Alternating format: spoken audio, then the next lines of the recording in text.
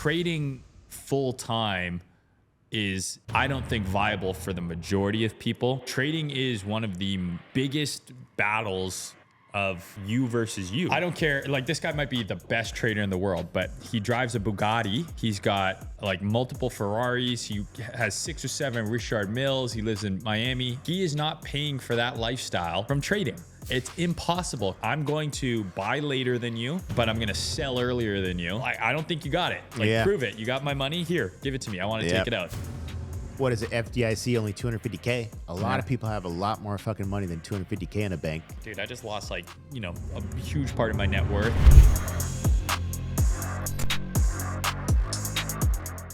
Hey guys, before we get started, I have one simple favor. Now, I started this channel in 2009 and it's been an amazing journey talking about my story, but it's time to shift gears and start bringing the biggest collective of minds that I can find in the finance, health, and mindset space so that I can bring more value to you guys. So the Wolf Principles podcast is just getting started. All I ask is that you hit the like button and hit subscribe because we have some amazing guests in the lineup, and the bigger we get, the better the guests are going to get and the more value you're going to get out of this podcast. Anyways, like, subscribe, and let's continue.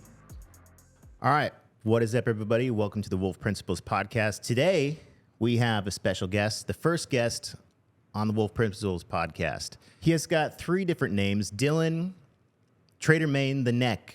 Yes. What do we refer you as? Whatever one comes easiest to you.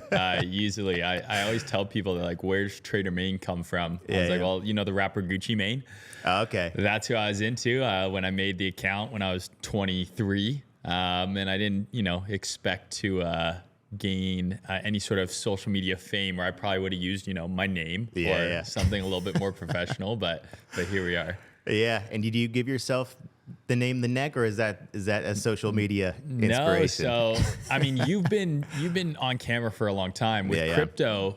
Most people are anonymous, right? Yeah. So I had no idea what you looked like because you always had your cartoon NFT character or NFT exactly, or like an egg or whatever it was back in the old days. But I did start doing live streaming a few years ago. And someone's like, why don't you show your face? And I'm like, I don't know, like, sure. Yeah. And so I ended up starting to show my face on streams and people just started to make fun of, I guess my neck is thicker than normal. Yeah. I didn't think it was that bad. Now I'm quite self-conscious about it. Like, I always look at myself in pictures. I'm like, is my neck really that big? But it's the internet. You got to lean into it. At least, you embrace it. Yeah, you got to lean into it. Rather than let people bring you down, you just... Yeah, it's a negative. So, yeah, any of the 3 work for me. Yeah. I'll go with Dylan. Keep it simple. So anyways, man, welcome to Bali, first of all. Oh, my God. It's where we're based right now. So what's your first impression? I love it. It's hot, muggy, but beautiful island. Beautiful people, like amazingly friendly, welcoming locals, amazing scenery.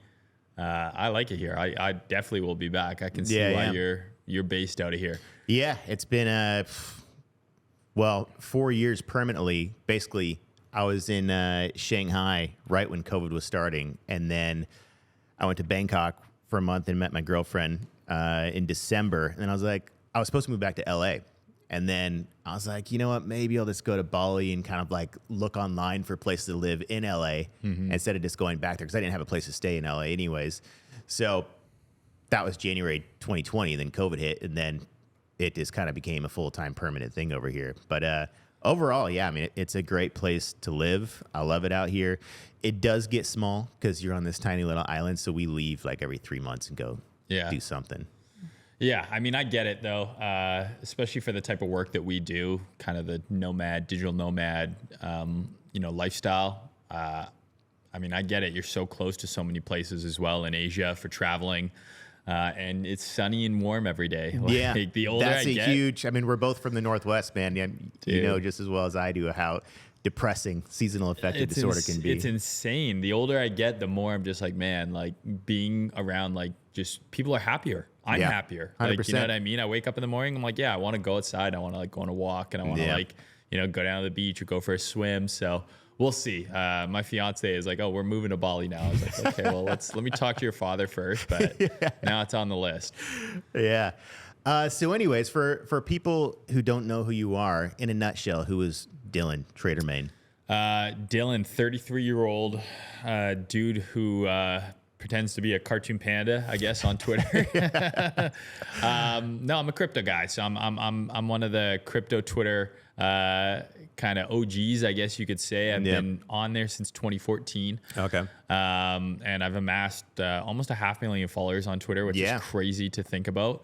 I was just telling you the other day, I literally ran into a follower like at the top of some monkey temple yesterday while I was dying from heat stroke. So it's cool to see and meet people all over. But yeah, I'm a trader, really. I'm a crypto trader. That's how I kind of made my name. I was one of the first people, or one of the more public people, who was shorting Bitcoin.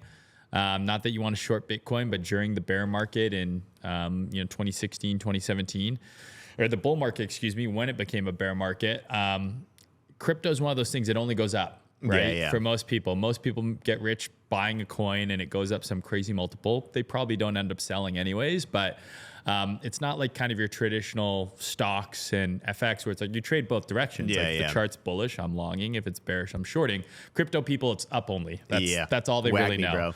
So in 2018, when the market, or 2017 December, the market topped, having traded forex and stocks in the past, is like, this looks like a top. Like, I'm gonna short. And I got a lot of hate initially until it went from 20K to 3K.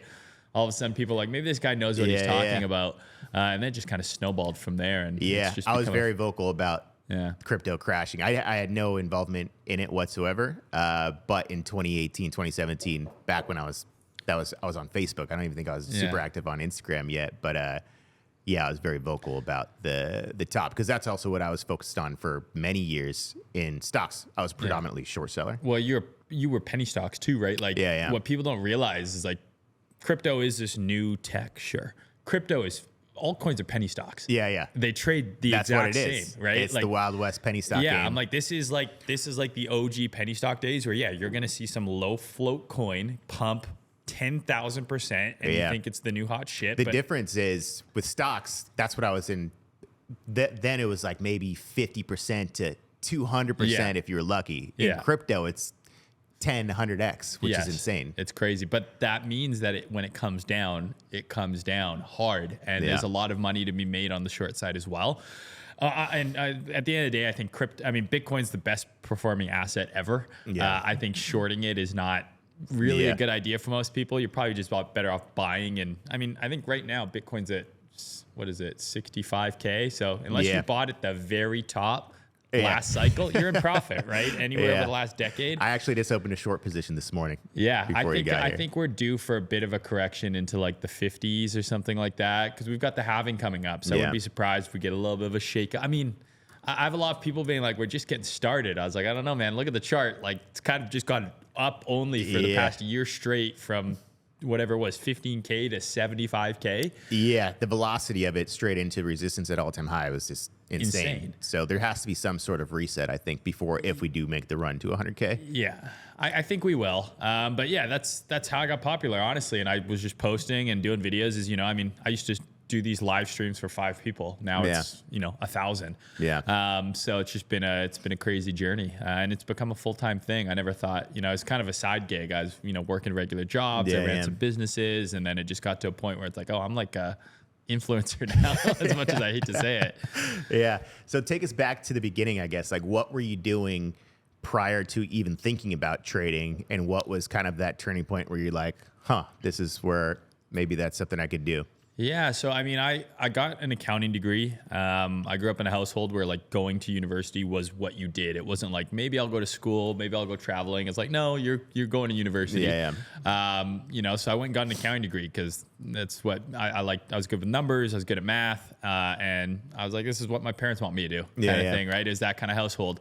And I learned very quickly when I got into the workforce, like, okay, first of all, accounting is awful. I didn't want to do this. And so I started bouncing around between jobs, and what I started kind of working towards was jobs where I was in control of how much money I made. So I eventually went from accounting to finance, and then finance into more of a sales focused finance, then full on sales. Because I was like, okay, at least now if I more input means more output, right? Yeah. Whereas the other jobs, like, doesn't matter if I'm staying late. Yeah. If there's no kind of like exponential growth for input versus output, and it's just time for money, you're at a dead end for the rest of your life. It's just like I mean, my first accounting job was $33,000 was my yearly salary. Yeah. Coming out of university with a degree, and that's Canadian dollars. That's like 20 something K US. Like, it was crazy to me. That's not a whole lot to live on. And I was like, for so sure. what? I'm gonna have to live to like, I'm gonna have to work here till I'm like 60 to make 6 figures. So I got into sales, and then kind of the next thing was like, I didn't want to have a boss. Yeah. I kind of had this complex where I thought I was smarter than all of my superiors at work, and maybe I was. Maybe it was you know, cockiness, but I hated taking direction from people where I was like, I don't think you're even very good at your job. I always had the same issue, because it's always, for me, it was always like, you should never take advice from someone who's not in a position that you don't want to be in. Exactly. So if you're like, if I see my school principal or my teacher or whatever, I always had issues with the authority, because I'm like, first of all, I don't want to be who you are. So it's not that I don't respect them. I just can't necessarily take their advice seriously. Yeah. Or when I'm getting disciplined for something. 100%. It's like, unless you have more money than me, more status than me, you're doing something that I think is like, oh, wow, this is amazing. It's kind of like, well, I mean, obviously that's a little bit of a cocky way to view things. Yeah. People have, you know, wisdom that they can impart. But from a career perspective, I was like, that's why I always struggled with. So I started working in recruitment with a few buddies of mine from university, and it was quite lucrative. And we ended up starting our own company and doing very well. Brief interruption from today's sponsor, Skillful AI, who is about to launch their new crypto token. So let's discuss why that might interest you. Well, we all know that AI is the next big thing, but what's really going to be useful to humans is AI assistance, and that's where Skillful AI comes in.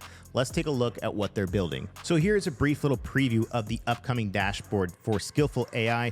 One of the cool things that you can do is compare and contrast multiple AI models at the same time. For instance, you could look at the Meta AI, the Open AI, and Google AI all at the same time, asking them the same question and seeing what model you would like to use best. But what is really cool that they're building is the AI Builder. Now, what this does is actually allows you to choose multiple AI models and create different skill sets for things that you might want to actually create. And then once you actually build this unique model by combining all these different features in APIs, you can then mint that AI assistant and actually rent it or sell it in the marketplace at Skillful AI. Just for an example, I built one using the Skillful AI, OpenAI, Meta's Llama, and then I chose communication, critical thinking, computer vision, decision-making, and problem solving. And the integrations I used were Binance, Etherscan, and TradingView. This will allow you to create a really cool trading AI that can help you make better trading decisions. Now, if we look at the chats that we have here in the actual model, there's multiple. One, you have Neil deGrasse Tyson, you have a trader AI,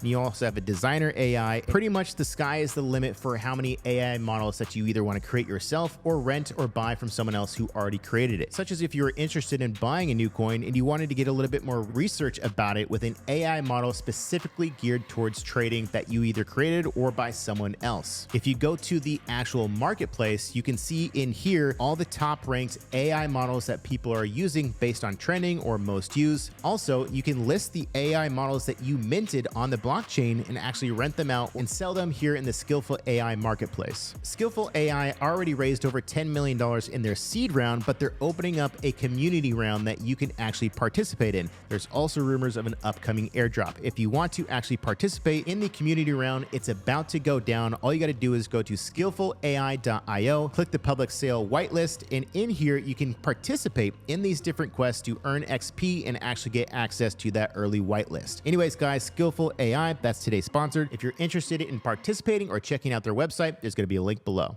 This was 2017. Now in 2013, when I was still working in accounting, I had a friend of mine who actually lives here, Kyle. I'll make sure to send you this. Yeah. So he works on yachts now. He's like one of those, you know, below the deck, the show. Yeah. He's one of the guys who works on those boats. Like they go to Mallorca and he's a yacht captain. It's pretty cool. But in his off season, he lives here. Funnily enough, he's back in our hometown right now. We just missed each other. Yeah. But he always would bring me to these multi-level marketing meetings, like back when we were 20, because it was like, okay, there's lunch, there's beer, Yeah. And you just got to sit and watch this presentation. Yeah. I'm like, okay, I'm 22. I And got it no always money. looks like some sort of get rich quick with not a lot of work thing. And you're like, he that bought sounds into it a little more than me. Yeah. But I was there for the free food and the beer. Yeah, and like, yeah. you know, sure enough, like, all right, here's the thing. And oh, it's not a pyramid, it's an upside down triangle. It's different. But yeah, go to your parents, then go to your cousins, and then Yeah. Family But- first. he, funnily enough, in 2012, 2013, he's like, dude, this Bitcoin thing, it's the future of money. So Yeah. naturally, I'm a skeptic. I'm like, yeah, sure, dude. Just like that last Cutco knife sales thing was going to make us millionaires. Yeah. I'm sure Bitcoin is the future of money. But he bought a bunch, and I kind of, you know, brushed it off. And then in that 2013 kind of bull market, Bitcoin went from dollars to like, I think it peaked at $1,190. Yeah. And I bought a few because you could go on Silk Road and you could buy fireworks and you could buy all sorts of stuff with it. Yeah. And then I'm like, wait a minute, like there's this stuff you told me to buy, like now it's worth $1,000 for one. Like when you told me about it, it was like $10. Yeah. So I bought a bunch of them, and I kind of experienced the very tail end of that first bull run. I bought, I think, around $500 Bitcoin, and it doubled. Yeah. So I'd put in, but at the time when you're in your early 20s, you put in 20, 30 grand in something, and all of a sudden you have six figures. Yeah. I'm like, dude, I'm rich now. Yeah. Like, you know what I mean? Like I've got fuck you money, basically. Yeah. So Especially when you're that young and you see that kind of money. when I'm that's a drinking game beer, changer. that I'm buying a 6-pack of beer, like I had unlimited money in my mind. Yeah, So yeah. I actually briefly quit my job. And before I went to my next job, I thought I was a trader. Like Yeah. I kind of convinced myself. I started up my Twitter. And then that cycle, I caught the last 3 months. Yeah. Right. I bought all these altcoins, and then I bought I was right for 2 months. And this was then in 2013, 2014. Okay. So I caught the very tail end of that cycle, and then everything dropped 90%. And Yeah. I didn't know I could short. I didn't even know I could sell back to cash. Yeah. I just was buying stuff because it was going up. Yeah. So I was a bull in a bull market. I wasn't a trader. Yeah. And I moved back into my dad's house. I'm like, screw the markets, blah, blah, blah. And then I got back into working. And then while I was working and I got into recruitment, I kind of was like, okay, I still had this itch about like how there's got to be a rhyme to the reason in terms of how these markets move. Yeah. So I got into stocks and forex and stuff. And I kind of, found your channel, funnily enough, and Tim Sykes and all these other ICT, all these other guys. And I started teaching myself how to do TA, technical analysis. And so when I was running my recruitment company and that 2016, 2017 bull run happened, I looked at the charts and I'm like, this is just the same as a stock chart. Yeah. And I think that was one of the things that helped me do really well is everyone was buying this stuff because they're just buying it because it's going up. I was like, oh, but you can actually use the chart to figure out when it's going to go up and maybe how high and how to actually profit from it and keep the profit. And I was one of the very first people on crypto Twitter who would post technical analysis. Yeah. Most people, it was just like me in the previous cycle. It's Just belief. Yeah. It's no hopium, right? insight, just wag me full hopium, and that works when you're right. Yeah. When you're right, the ultra bulls they look like the smartest people in the room when they're right. And I always tell people this, like, I'm going to buy later than you, but I'm going to sell earlier than you. And actually walk away with money. And I'm going to keep more money than you. So I'm not going to buy the bottom. I'm not going to sell the top. I'm going to catch the meat of the move. And I'm not going to be bag holding on the way back down. Yeah. I kind of did well in that 2016, 2017 bull run. And I'd been posting on Twitter, but I'd ran a recruitment company very successfly. But I got to a point in the last cycle with COVID and everything, when we went to 3K, I shoved. Because I was like, I think the S&P went down 25% in 3 days. I was like, this seems like one of those once in a decade all-in spots. Yeah. So I just shoved. I bought a bunch of Bitcoin at like 3,000 to 5,000, a bunch of Ethereum at like $80 to $100 odd. I tried to get in on the Bitcoin dip. Like I had no involvement in crypto whatsoever. And I posted, which is kind of fucked up. I said, as soon as we start seeing something about suicide in the news, I think that's when it's time to be buying Bitcoin. And there was actually a PR that came out, and Bitcoin dropped to about 3K. I think this was like 2017 or something. 2018. And at that time, I was in South Africa, Cape Town, and I had no involvement in crypto whatsoever. And I was like, okay, shit, I need to open an account. And so I tried to just transfer like 10K into, I can't even remember what account, maybe Coinbase at the time. But it took 2-3 weeks for me to get my account verified. Yeah. By the time it was at 3K when I started to open my account, and then it doubled within like the next week or two, and I never bought in. Yeah. And so I missed it. And then I didn't trade anything for years on crypto. Yeah, no, and I mean it moves very fast, this market. Yeah. Like there's literally I'm the last top, like you kind of had a few days, right? And if you didn't get out in that kind of few days span, it's down 30% from the high. Yeah. Now you're wondering, do I sell now? Is it going to bounce back? You have about 24 to 48 hour windows of opportunity, and then the rest is kind of a gray area of the pivot points. But that's why I tell people, I'm like, I don't mind buying a little late off the bottom. And like last cycle, I didn't sell any Bitcoin at 60. I was selling at 35, 40, 45, 50. And people are like, why are you selling? It's going to 100. I was like, maybe it will, but I bought it at 3. Yeah. You know, and I'm up 10x.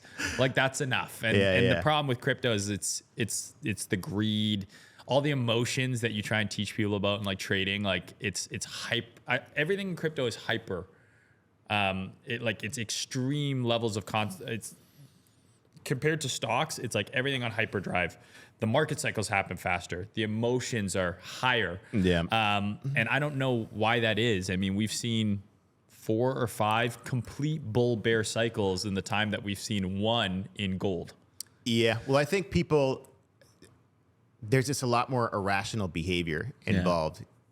And they think because stocks have been around since what, the 1920s or whatever it was, or early 1900s.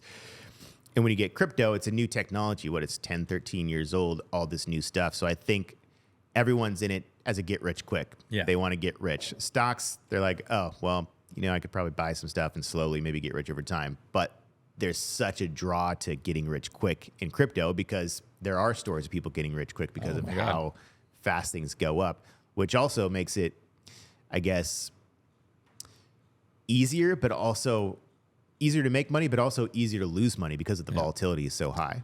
I mean, I've got a lot of friends who got very rich very quickly and gave all of it, like ungodly. We're talking mid 8 figures of money. And like we're, in our friend group messaging him like, hey dude, like you live in Thailand, take 10 mil of the 50 that you just made and just put it away. Yeah. You are set for life. But they're on tilt, right? Oh, they had 60 million. Now it's 50. Now they're chasing. Now they have, none. You usually reach kind of like a breaking point, or if you don't have a stop loss in, and you say you went from 10 million to 7 million, you're like, okay, that was kind of like my mental spot. But then if it gets below that, you're like, well, now I can't sell below this because what if it goes back up? Yeah. So if you don't take a stop or actually stick to something, you get beyond that turning point of, okay, now I'm fucked. I'm just going to wait it out. It's a disgustingly sick game. And I've taken losses in my learning process, right, I look at them now and I'm like, dude, if I would have just stuck to my plan, if I would have just done this, and you obviously try not to think like that. But with crypto, one of the most painful parts of it is the price of the underlying asset generally is just going up.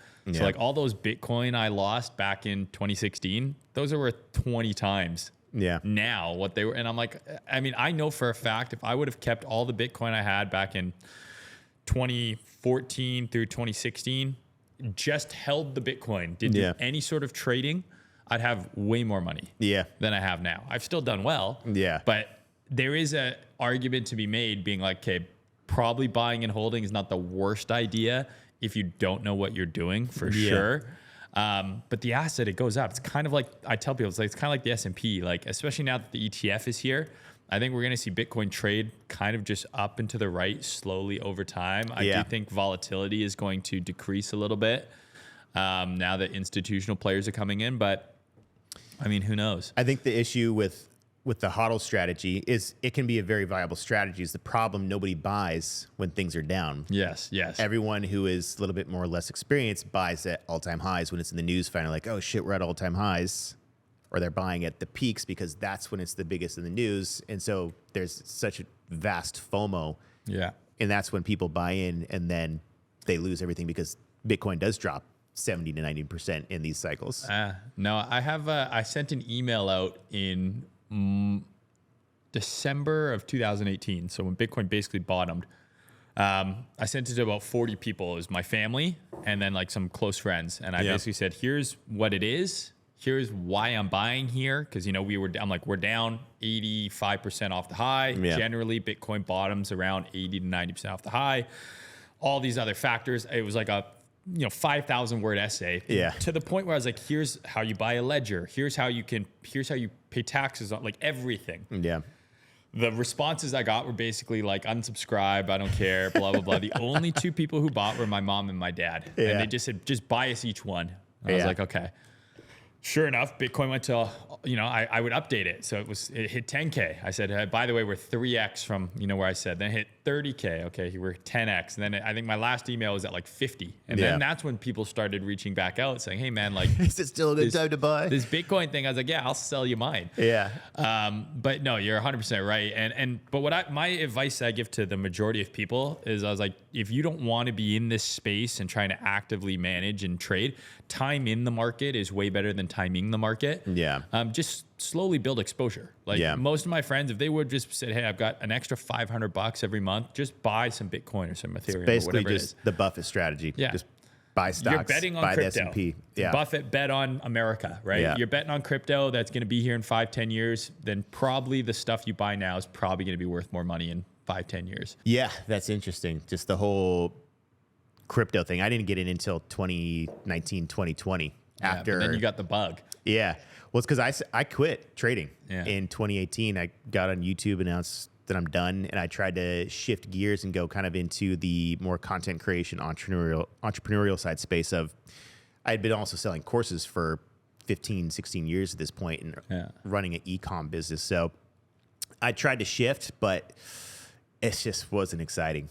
It wasn't the same as trading. And also the reason why I quit was because I moved to Asia and the U.S. stock market opens here at 9:30, 10:30 p.m., depending on daylight savings. And then I got a message from a buddy who just said, hey, bro, buy XRP. And I was like, what the fuck is XRP? Oh, God. This is like 2019. And then so I just started looking at crypto and realizing that a lot of these, it was basically like penny stocks, like what I used to trade, small cap stocks.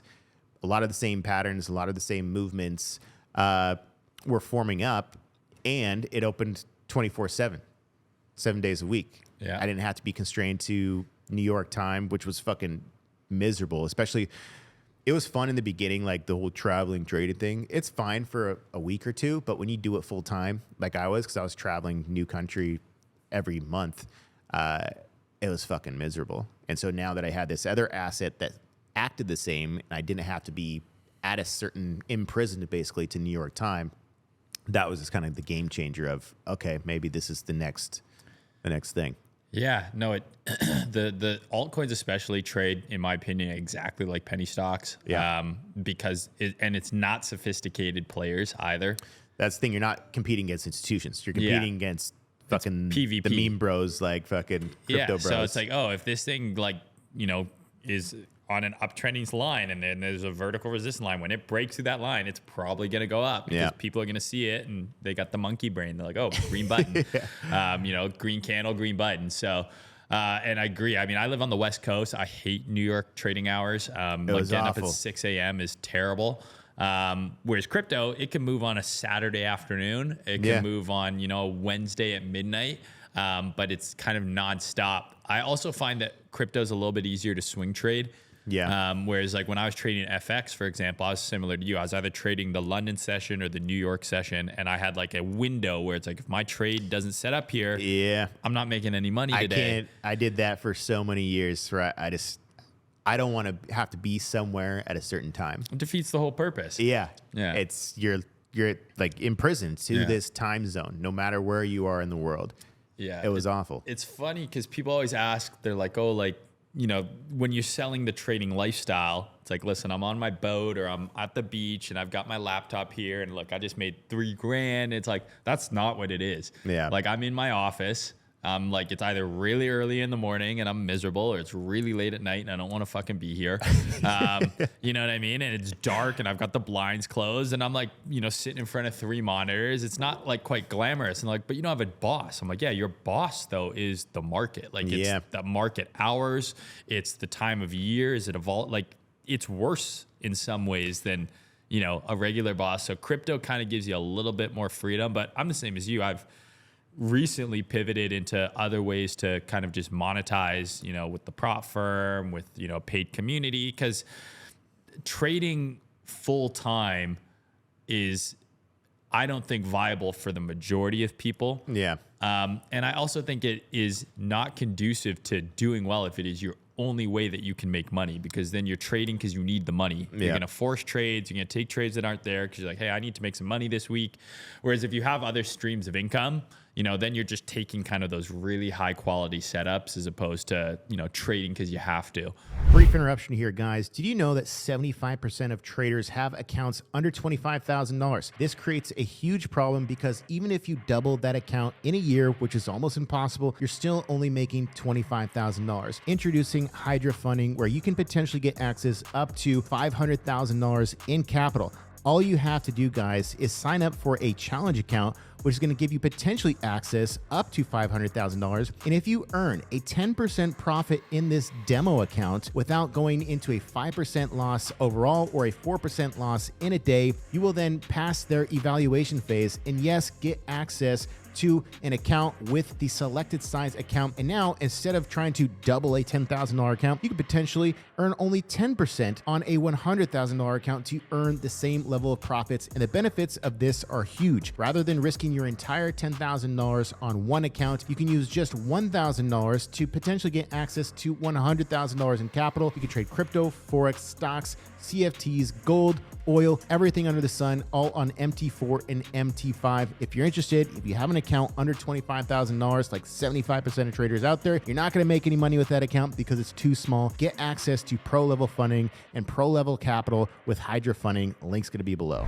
Yeah, I mean, there's the saying, never use money you can't afford to lose, which literally translates to don't trade for a living. Yeah. Because if your life and your bills and everything depends on that, you're going to be an emotional nutcase, and you're not going to be able to have the focus and the discipline to actually perform in trading. So you always have to have some sort of stable income. You have to have stable income, stable emotions, basic needs met, and then that'll allow you to perform in trading, because you have to be mentally stable to perform in trading. If you don't have those other things lined up, you're not going to be able to be a good trader. Maybe some people are, a small fraction. There's already a 98% failure rate. Of those 2% who are making money, a lot of them probably do also have some sort of base salary or income. Or huge nest egg or something. Like I always tell people, like, how much money? I'm like, listen, if you don't have at least a year of all of your expenses covered, like not your trading account is paying for your bills. Like I'm talking, you've got 50, whatever the number is, 100 grand in the bank, where it's like, okay, I know I could make $0 this year. Yeah. My rent is paid, my car is paid, I can buy groceries, I can do all the stuff I need to do. If you don't have that, exactly, you are not going to be, whether you want to admit it or not, subconsciously, you're going to have I need money kind of view on the market, and you're probably going to force things that aren't necessarily there. Trading is one of the biggest battles of you versus you. I mean, it's you versus your P&L. There's, it's the market is there, but you're really battling yourself. Yeah. You're battling your emotions, you're battling fear, you're battling greed. And those things are very hard to manage on their own. And if you add that added stress of like, oh, I also, got to pay rent this month. I went into that when I was in my early 20s and I quit my job very briefly. Like I'd built up this small amount of money and I'd moved out of my dad's house, and I'm like, oh, I'm going to like do this. And I was like, oh, wait, like I need rent and I haven't taken any trades this week. So like I'm now taking a bigger trade than I might have normally taken, just because I'm like, I need the money faster and stuff. So no, I completely agree. I think the whole lifestyle of like, oh, I just trade full time, I wake up every day and I trade. That's why you see most people on social media. It's like, there's a reason they're on here. They're creating the content for exposure for whatever product they're selling, which I don't have a problem with it. I did it for 20 years. I'm still doing it.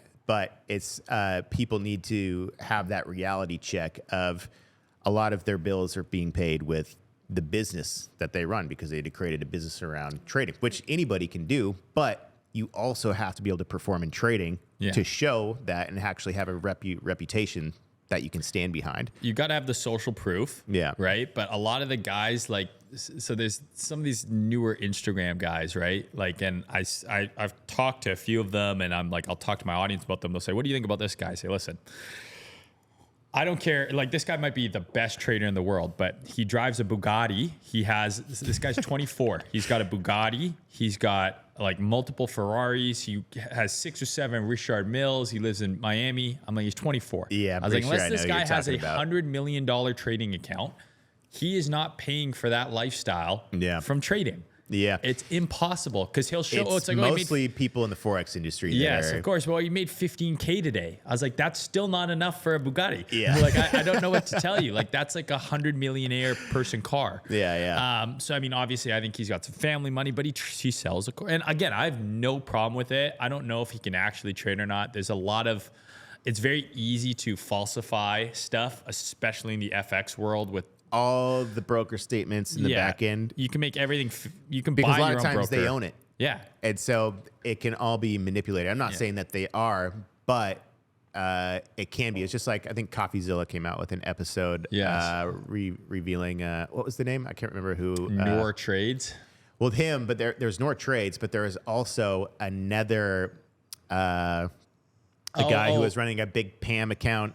And he had just like a bunch of people, but he was manipulating all the trades behind the scene. And he's basically running a Ponzi scheme, just bringing people's money in. Yeah. But yeah, we'll have to link to it below or something. But yeah, it's the back end of like the CFD non-regulated broker can be manipulated if you want it to. Yeah. I mean, everything you got to take with a grain of salt. I always tell people, I mean, the best way you can tell if someone's legit or not is like watch their stuff and does what they say actually happen. Yeah. Right. Because me showing you like, look at how much money I made on a Bitcoin trade. That could be Photoshopped. It could be anything. It could be one good trade out of 15 bad ones. I could just show you the percentage and it was $1 position, right? It's like, look, I'm up 300%. It's like, yeah, but how big was the, like anything? So it's like, okay, I post videos every week where I think, here's what I think is going to happen. I also tell people I'm wrong half the time, at least. So there's only 2 sides of every trade. There's either A happens or B happens. You have to prepare for both those. Yeah. And it's either going to go up or down. And I'm going to make a educated guess on one of those 2 outcomes. And if I'm wrong, I'm, prepared to cover my downside or whatever it is. But anyone who I think sells lifestyle first, usually you got to be a little wary of where they're just like, look, Lambo, Rolex, look at this huge stack of money. I'm like, first of all, who goes to the bank and just takes out tens of thousands of dollars and just has it laying around their house? Like, that's crazy. Yeah. Like, use your Visa. Yeah, it's the lifestyle, the FX, FX lifestyle guys. I find it quite funny. And I mean, it is what it is. I mean, clearly it's working for them. Because all of them have Lambos. I don't have a Bugatti. I don't know. I don't have a Richard Mille, so maybe I'm doing it wrong. Yeah, right. Yeah. Well, it's annoying because I see it and I'm just like, these little fuckers, man. And I'm like, I don't have it in me. Like maybe when I was younger, I used to be a lot more flashy in that kind of lifestyle. But it was also in stocks. There wasn't that kind of money on the business side in stocks. In forex, there's the broker side, the course side. It's the huge. Bot side, the EA side. There's a lot of different ways. And then they just throw all the Lambos in your face and people just eat it up. It's like Miami is just like a cesspool of it's like we were talking about the get rich, traders. It's the dream, right? It's like, buy my shit, this is going to be you. And it's like, I can almost guarantee you, no, it won't be. Like, even if this guy's the best trader in the world and you're copying his signals, like, how big is your account? Like, is it big enough to, people don't realize, like, if you're earning... let's say you're risking 1 to 5% on a trade. Okay, well now start doing the math. How big does your account have to be for you to make 5 figures in a month, 6 figures in a month? Pretty big. Yeah. When you factor in your win rate and all these other things. So I think it's feeding into that human emotion, like you said earlier, about like getting rich quick and the FOMO that people feel. And crypto has a ton of that as well. Crypto, what we're seeing right now is this huge push on these kind of meme coins that are being launched where it used to just be Dogecoin. That was the one. It's crazy. And then there was Pepe coin. And now there's Shiba Inu. And that was even now there's so many derivatives. Yeah. Where these people are spinning these coins up and they're going up so much percent and people are it's just buying a marketing game. It's 100% a marketing game. Some sort of anticipation of whatever this meme coin is, raise the capital. Well, and pump it, most of them dump will it. never hit escape velocity. Will it'll actually become a sustainable market? Like Dogecoin is a legit coin now. Like Yeah. whether or not you care, like it's not going Ironically, anywhere. how that It's just worked. It's a multi-$100 billion coin.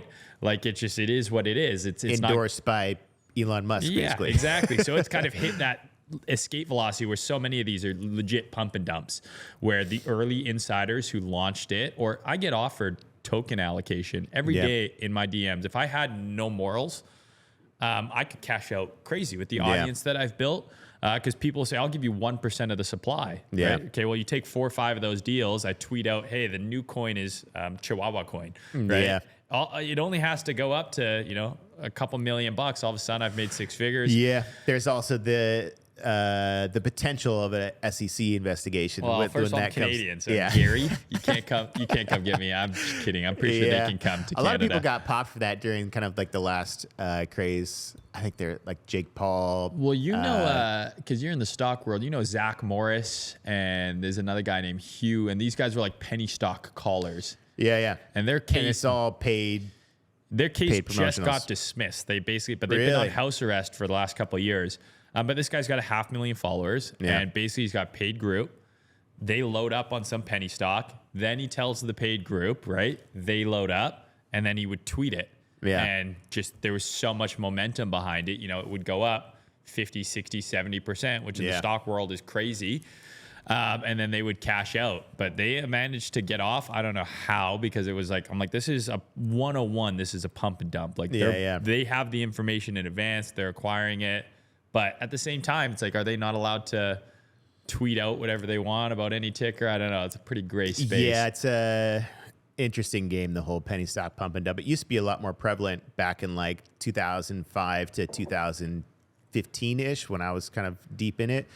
But a bunch of people got popped for doing the paid penny stock promotions, because a lot of times there'd also be disclaimers like, I was paid X amount of dollars to do this. So they started putting disclaimers out. But yeah, now the meme coins are basically It's the same thing. Yeah. It's the exact same thing. There's people who are in early, and those are the people who generally are making the money. But that's all that it takes. All you have to hear is one guy who put in $1,000 and he made 7 figures, and you're hooked. That one story of winning the lottery is what sells everyone. Yeah. Which is just so and you stupid. can't win if you don't buy. Yeah. So gotta buy. Yeah, it's crazy.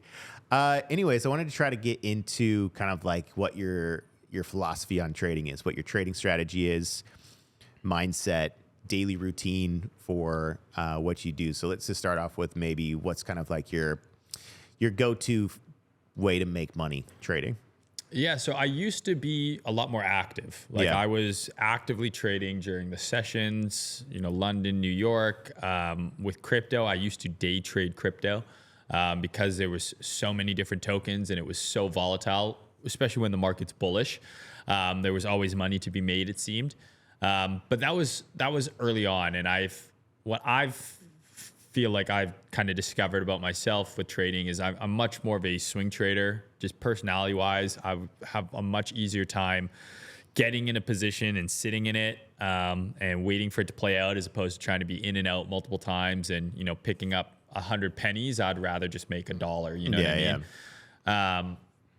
So in terms of how I generally trade crypto, usually if I'm home and I'm kind of in my normal routine, I wait for the weekly close on Sunday at 4 or 5 p.m. my local time. And then I'll start on those high time frame charts. So I'm starting on either the weekly or even the monthly, depending on where we are in the year. And I'm kind of trying to determine my bias for what I think the next monthly candle is going to look like and the next weekly candle is going to look like.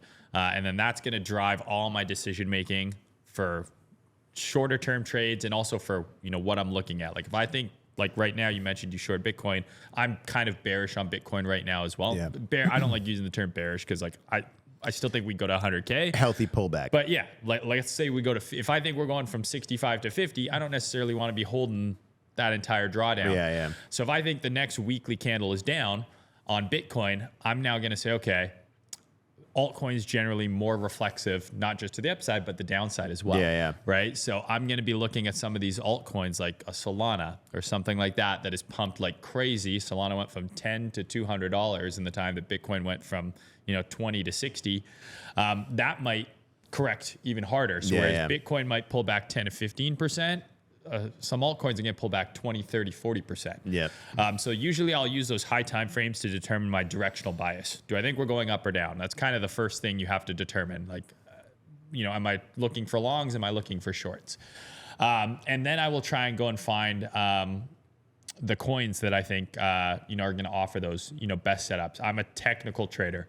I don't know what the coins do. I don't care. I don't know what chain is it on? I don't give a shit. People always ask me like, well, this coin's partnering with this. I was like, show me one coin, any of them that does anything, including Bitcoin. Like, what does it actually do? Yeah. Do any of these coins that launched and said, hey, we're going to use this and it's going to be used for this and we're partnering with BMW? And I was like, sure you are.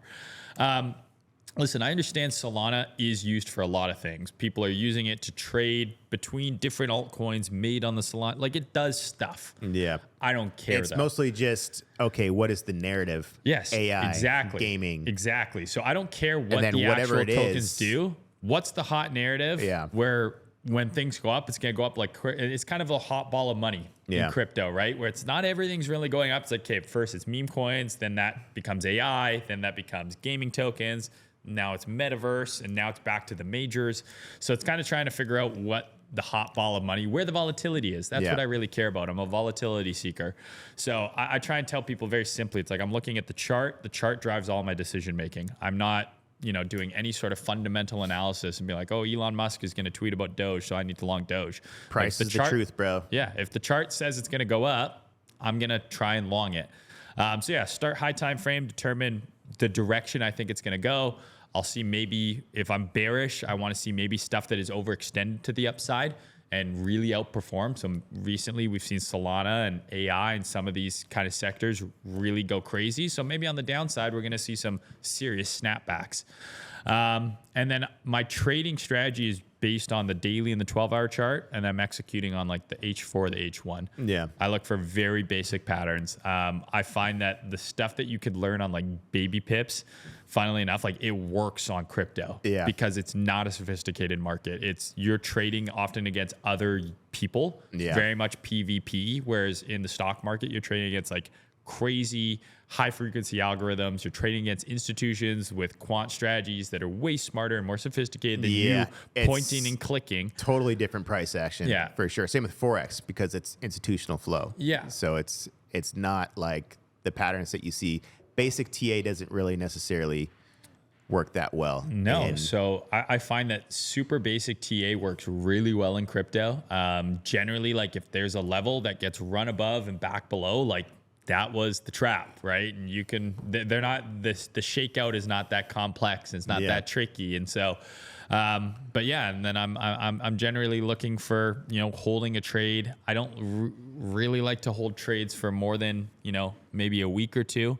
It's kind of my time frame. So that's my trading itch. Start the high time frame, figure out my directional bias, and then go look for, setups on kind of the intraday charts.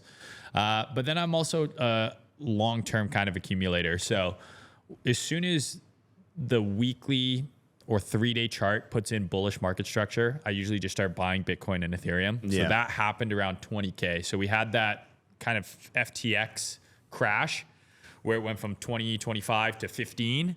And then it kind of was basing there. And then once it reclaimed that floor, it made a higher high on the weekly. I'm like, this probably goes up. Yeah. And so outside of my trading, I will just buy, use trading profits. And I'll cycle them just into Bitcoin and Ethereum primarily.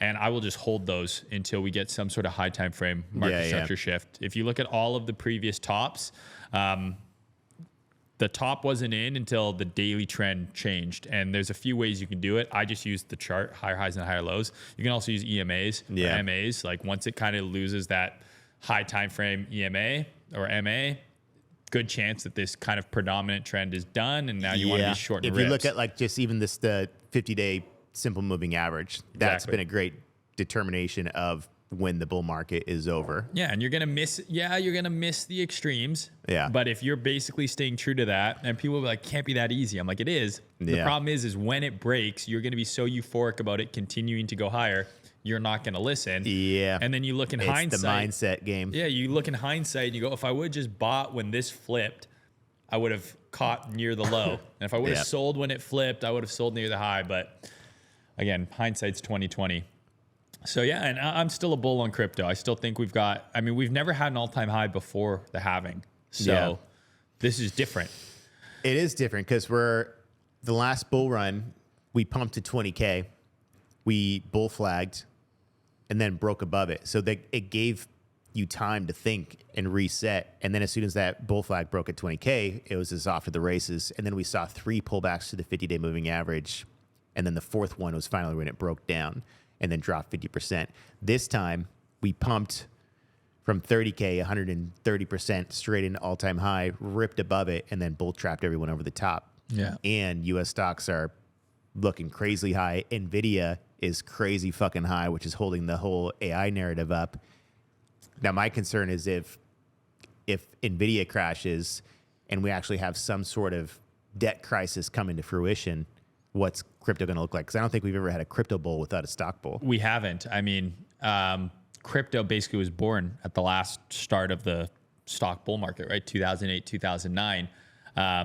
That's when crypto started. Yeah. And because I learned how to trade in the traditional markets, in FX and in, stocks and things like that, I've always told people, I was like, here's 2 things that most crypto people don't want to admit. Crypto is a risk on asset. Yeah. And it just is like it's basically a higher beta S&P 500 or a higher beta NQ.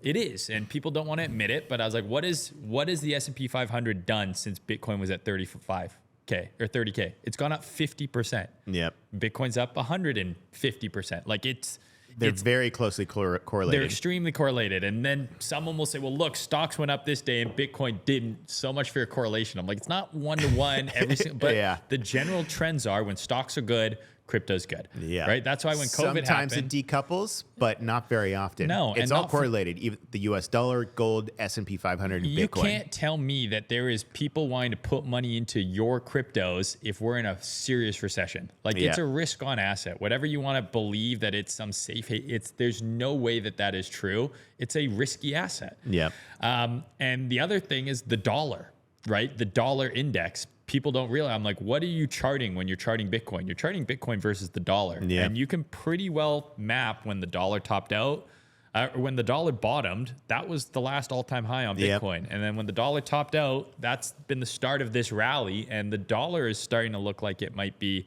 basing here for a move higher. It just broke out of a descending trend line just this week. I'm of the same mindset as you. I tweeted this literally 2 days ago. I said, stocks look due for a pullback. I wonder how crypto reacts. And everyone's comments immediately are up only. What are you talking about? Screw you. Well, they don't want to believe that their bags are in cognitive danger. Dissonance, right? Yeah. Like it's like this goes against my bias that I have in my head that I'm going to get richer and it's not over yet. And so I do think we're at a very interesting point. We've never had an all-time high before halving. I don't think people are realizing that these institutions, first of all, they are not interested in making you rich. Like, it's so funny. Crypto's whole ethos was screw the bankers. Yeah. Right? Let's give the power to the people. Now we're cheering on literal BlackRock, which is like the company that is like the most evil corporation in the world. Yeah. Because people will complain BlackRock's buying up all the houses and that's why I can't afford real estate. It's like, yeah, they're buying up all your Bitcoin now too. But that's because no one's in it for the tech. Yeah. They're in it for the money. Yeah. Like we're all here to make money. No one actually gives a shit about the tech. Yeah. This could be anything. Because nobody even uses the tech. No, exactly. It's 13 years into Bitcoin and it's still people will say, oh, I use the tech. It's like you're using the tech to interact with the tech. Like you're trading on Solana to buy one shitcoin for another. That's not real world use. Yeah. My parents aren't aware of Bitcoin still, really, right? Like there hasn't really been that real world adoption where it's like, oh, this is a currency. Yeah, I think the ETF is a step in that direction, But to my point earlier, these institutions are interested in making them money. Yeah. So if BlackRock bought all of this Bitcoin from 40 to 50K, let's say, and it does go to 100, Yeah. you don't think they're going to sell? Yeah. Like those inflows can become outflows. It's not like they own, and people like it's up only forever. We won the game. It's never going down again. I'm like, well, I've heard that before a lot of times, but they can sell. I don't think BlackRock's just going to buy Bitcoin infinitely forever. Yeah. They can sell it. All this Bitcoin they've accumulated, which is now in the tens of thousands, billions of dollars worth of Bitcoin, they can sell it. And if the stock market is to turn over and maybe they want to liquidate some assets and and you've seen a lot of rich people and corporations start, Bezos has sold a ton of Amazon stock. These are things that generally happen around kind of Jamie market tops. Dimon, JP Morgan Chase, just sold his first bag, 150 million, which is probably not a lot compared to his entirety, but the first time he's ever taken profits since becoming CEO. So again, I'm not saying it's over, but I definitely think that I think we're further along in this market cycle than most people want to admit. If you go on the internet, most of my friends and most of the people I interact with online think that the bull run's just getting started. Yeah. And that kind of worries me because I'm like, well, I don't know. The bottom was 15K. Now we're at 70. The high time frame charts are all completely parabolic. Like there's no analysis you can do on the monthly chart. It's eight just green candles going straight up. You look at Nvidia's monthly chart, it looks insane. Ridiculous. Yeah. So I do think caution is never a bad thing. I still would like to believe that Bitcoin goes to maybe 100. My prediction for this cycle top is like maybe 100 to 150. I know that's a big range, but that's and if we get to 100, I'm starting to sell. Yeah. I don't care if it goes 100%. to 150. If it gets to six-figure Bitcoin, 100K is like my target. Like, insane. okay, let me get out of any sort of long-term position, and then everything from there is just short-term swing trades. Yeah. No, and I think there's a lot of euphoria, and maybe this recession that these macro doomers have been warning us about for what seems like forever. I mean, I don't think the economy has fully processed COVID still.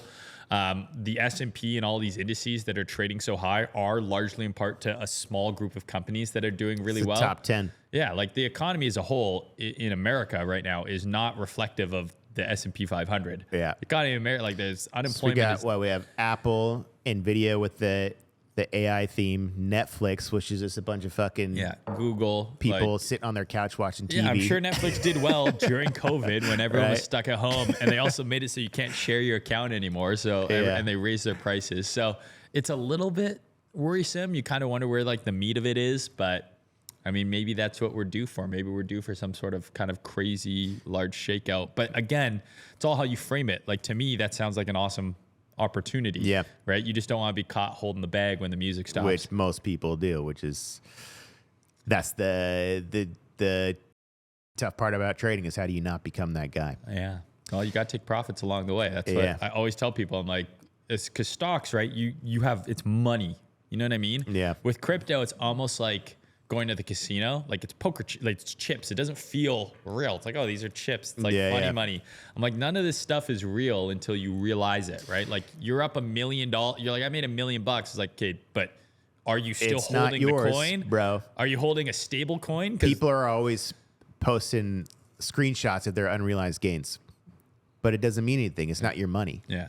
That's the perfect time to take profit, by the way. Anytime I've taken a screenshot of a position I'm up on. That is the cue. Like, okay, shit, maybe I need to close this immediately because I just sent this to my friend or something. It's like, that's time to get out. That almost always works. Yeah. And even if you realize it in crypto, you're still in the ecosystem, right? As you know, not to bring up Anchor, I know it's a soft point for you, but I lost money on like stable coin stuff as well. And being like, I had cash on FTX and I'm like, I'm safe because I'm in USDT. Yeah. Oh, so but yeah, now tell the me whole the FTX story. Yeah, I mean, what was that experience like?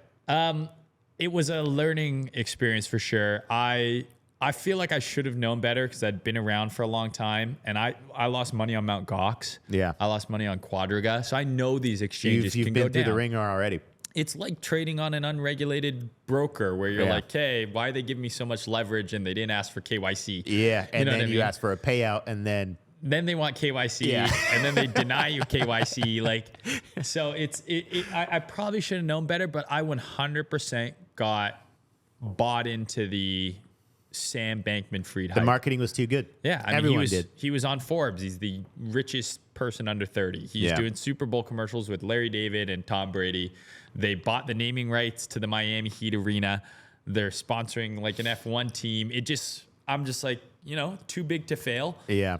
And you look at who the investors were in FTX. Yeah. Like, these are some of the biggest venture capital firms in the world. I'm like, well, they must have done What annoys me about the whole situation is that people were going after the investors and people who participated in the marketing. Yeah. Which is, why is it their fault? Yeah. For you what think Tom Brady, there's did? a check for Tom Brady. Yeah. Right? Like, it's at the end of the day, I don't believe that Sam started that company to be like people. Bernie Madoff. Yeah. Like, I'm going to fuck people over. I think what happened is they went from $0 to $10 billion in an instant. And everything was going up to the point where they didn't have the proper controls in place. Like, when you watch the stuff about the bankruptcy and you read the documents, like, they didn't have HR. They didn't have a board of directors. Like, they would find a wallet with 100 mil on it on some shared drive on the company computer, where it's like, but when you have tens of billions of dollars, like, it's like finding money in your couch cushion. Yeah. But when push comes to shove and all of a sudden they needed that liquidity and the market kind of had a crash, and CZ basically said, I don't think you got it. Like, prove it. You got my money? Here, give it to me. I want to take it out. It's no different than during COVID. Like, if you went to the bank and you're like, I want to withdraw $100,000, they would say no. Yeah. Right? Like, the difference is FTX, like, they got caught with their pants down. The cookie jar. I think they could have filled the hole. It doesn't change the fact that, yes, they stole customer funds to cover trading losses in the hedge fund. That is egregious fraud. But I think they would have filled the hole because the exchange was such a money printer. Like, it's the ultimate business. They had a hedge fund and an exchange. So it's like you're playing poker. You're the casino, you're the dealer, and you're 4 out of the 5 seats at the table. And then you're the one other guy. Like, they know what your cards are. They know what their cards are. Like, they had it all figured out. They just got greedy.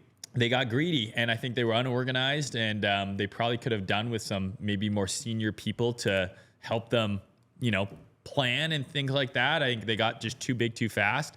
But yeah, it was a very expensive lesson for me. No different than what we were saying with the realized profits. That's not your money until it's in your bank account. Even then you're like, do I trust the banks? But I trust the bank more than I trust any of these crypto exchanges. Yeah. And this just goes to show it doesn't matter how established they are, who the owners are. It does not matter if it's KYC, all that stuff, until that money is realized. And it's like, hey, I'm paying my rent with this money. I'm paying for my mortgage, my car payment. It's not yours. Yeah. And you can also get hacked. Yeah. Which is just... Yeah, that's the other thing about crypto. And I'm older, right? Like, I'm like in my 30s. Like, for crypto years, like, we're boomers. Like, we're old. This is a young guy's game. And it almost stresses me out, all of the, points of failure that there could be. It's like, okay, the exchange can go down. You could forget your password for your ledger. You could mistype one letter on your wallet. The money, it's not like you can call and be like, hey, I fucked this transaction up. Can Please you roll it back? Yeah. Like, it's gone. No, there is no other system where you can lose everything so quickly. Oh my God. Which is super scary because you can build so much wealth within crypto and it can just be gone like that and there's nothing you can do about it. Yeah. So I lost well over 7 figures on FTX. Luckily I'll be getting all of it back, which is awesome. But at November's value, so that money in today's dollars would have been a lot more, but that just shows you how much the market has gone up. Yeah. One other thing with crypto, right, is generally these major events that happen, that's what marks the tops and bottoms, right? Yeah. Like, so when FTX, 3AC, and Luna went down, max pain, max fear. that was the bottom. Yeah. That was what made it even more painful. Is I was in cash because I sold near the highs. And I was waiting for something big to blow up. And it just happened. The thing that I had all my money on was the thing that blew up. Because I was waiting to buy. I was like, man, if we get below 20K, like, I'm going to buy a bunch of Bitcoin and a bunch of Ethereum and whatever else. And it turns out that's where I had most of my money. So that was... Yeah.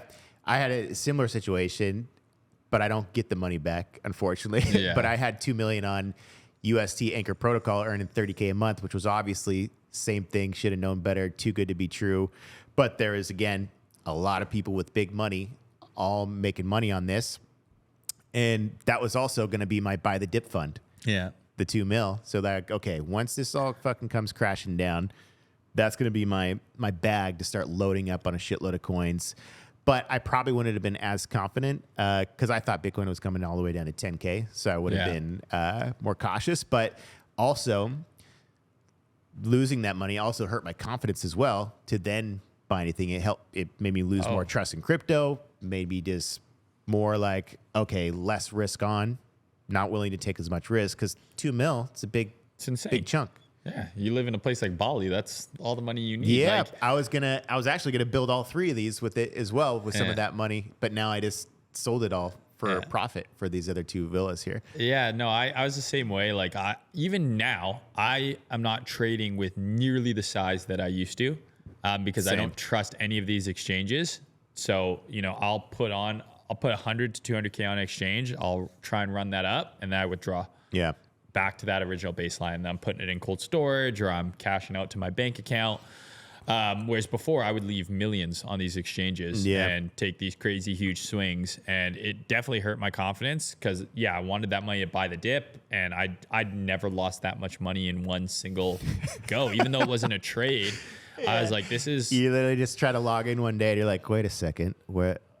I can't log in. I just got to Dubai, which is like the most expensive place in the world. And I was there for like 2 weeks with my fiance and like we're with all my crypto buddies. And I'm like one of the, I'm just like, dude, I just lost like, a huge part of my net worth. But I mean, listen, it's a lesson and keep your money safe. Yeah. Because who knows what's going to happen. And COVID was, I think, a wake up call for some people too with like, seeing that the banks aren't necessarily going to, they don't have to give you your money. Like a lot of small banks went out of business, but what is it? FDIC only 250K. A lot of people have a lot more fucking money than 250K in a bank. Yeah.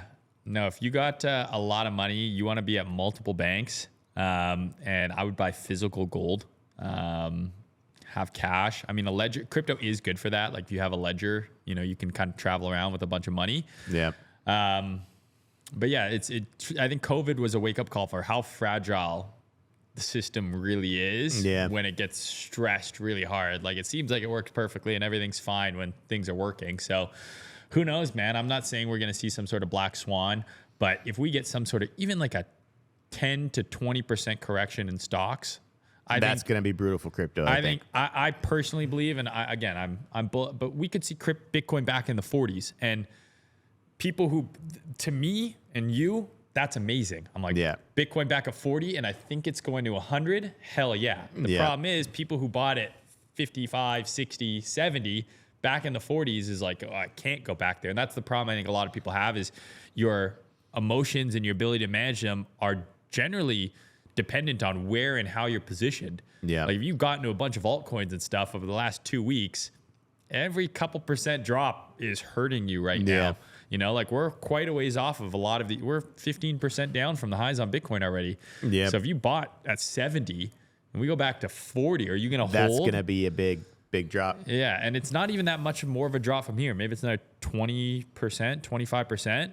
But if you've been holding from that high, that's when and that's how the bottoms are formed, right? It's those people capitulate. The fear who's getting stopped out. So we'll see. I would love the opportunity to buy sub 50K, or Ethereum in like the mid 2000s again. Maybe it happens, maybe it doesn't. But I know right now, if you posted online and said Bitcoin's going back to the 40s, no one's going to want to believe it. Everyone would flame you, which just makes me even more confident that it is a possibility. Yeah, 100%. All right, bro. Well, I want to do like a little rapid fire question round, and then I want to ask you one final question. So, 15 questions. You ready? Ready. Bitcoin or Ethereum? Ethereum. Spot or derivatives? Spot. Black or white? Black. Canada or USA? USA, which is, I'm sorry, guys, but it's just a better country. He's Canadian, by the way, if you don't know. Morning person or night person? Night person. Biden or Trump? Trump. Long or short? Long. Work or pleasure? Pleasure. Yeah. But you can't have one without the other. Yeah. Celebrity crush. My fiance. No. What's her name? Megan Fox in the original Transformers. Ooh, The classic. throwback. Favorite movie of all time. Star Wars. Binance or Bybit? I'm sponsored by Bybit. Bybit, best exchange in crypto. Most influential trader or investor to you?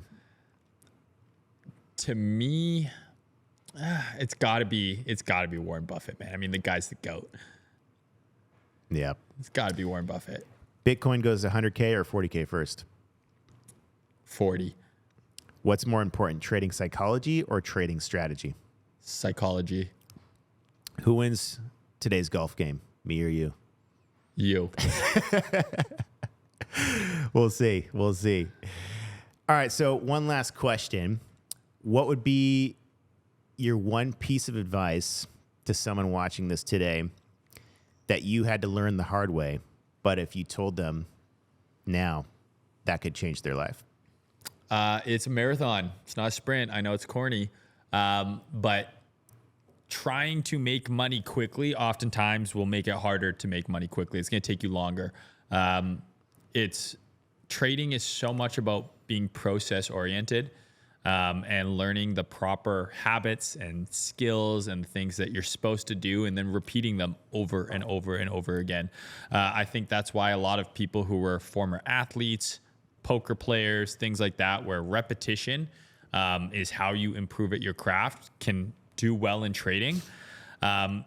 It's doing the right things and the same things every time over a huge data set, right? Like the way you know your strategy works is you've seen this pattern 1,000 times, and 75% of the time it does this, so you position yourself accordingly. So trying to build those habits takes time, but don't rush it. I think most people would be better off focusing on the process, moving slowly, as opposed to kind of jumping in with both feet right away, because everyone focuses on the reward with trading. They say, if I buy this here and it goes to here, I make up this much money. No one ever thinks of the downside. Yep. Like, what is the risk? I am risk first with my trading. How much am I going to lose if I'm wrong? Because that's just as likely to happen, if not more likely, than me being right. So I try and tell people that. I'm like, realize like this is all a big, giant kind of statistical experiment that you're doing here. And to build the good habits and the processes to get the data to actually go and execute takes a long time. So if you're coming into this thing just hoping that you're going to buy something and make a bunch of money, you're probably gambling. Like if you're taking this as a trader, focus on the process, take your time, and that's going to yield you way better results. Because if you start slow and small and you build up these good habits, when you start getting more money, taking that trade where it used to be a risk of 1,000, it's now a risk of 10,000. It's easier to handle that emotionally. And the psychology of that's easier because it's okay, it's just 1R, it's just 1% of my account or whatever it is. Whereas if you go from just saying, hey, I'm risking $5,000, now I'm risking $50,000 on a trade, mentally $50,000 is a ton of money. Yeah. But if you've built in those good habits early on, I think down the line in your trading your career, your ability to scale the size of your account and the size of the trades you're taking and getting richer becomes way easier. So I think, take it slow. It's a skill you're trying to learn, right? Like you want to be a doctor, go to school for 8 years. You want to learn how to play guitar, put in 10,000 hours. This is no different. Otherwise, you're probably just gambling, and there's nothing wrong with that, but there's a lot more risks, involved. If you're trying to do this as a professional, treat it like that. Treat it like a business. Awesome. Cool. Dylan, thanks for having me on. Man. Yeah. Great value. Cool. Awesome. Thanks, guys. See y'all later.